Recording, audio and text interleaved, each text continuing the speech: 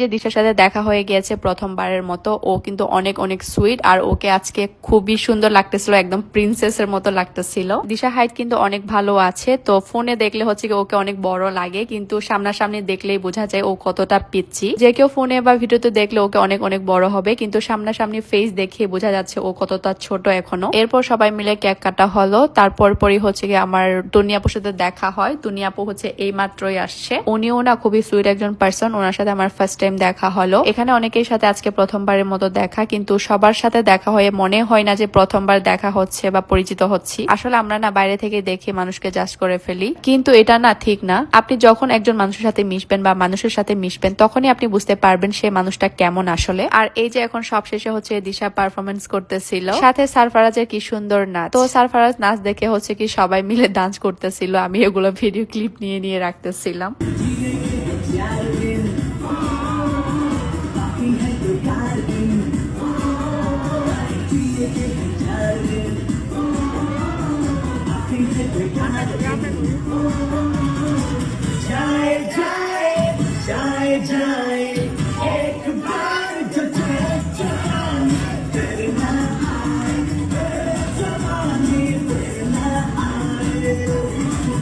এরপর সানবি আর দিশার নাচ দেখতেছিলাম, কি সুন্দর করে নাচে সানবি। এরপর পরে দিশার মাও চলে যায় স্টেজে নাচার জন্য। এই তো আজকে দিনটা খুবই ভালো কেটেছে। আমি ঢাকায় গিয়েছি 2 দিনের জন্য, দুনো দিনই হচ্ছে আমার খুবই খুবই ভালো কেটেছে। ফার্স্টের দিনে হচ্ছে আমার সব পরিচিত মানুষের সাথে দেখা হয়, আজকেও হচ্ছে কি সব পরিচিত মানুষদের সাথে আবারও দেখা হলো। তো আজ এই পর্যন্ত, সবাই ভালো থাকবেন, দেখা হবে পরে কোনো ভিডিওতে। সবাইকে টাটা।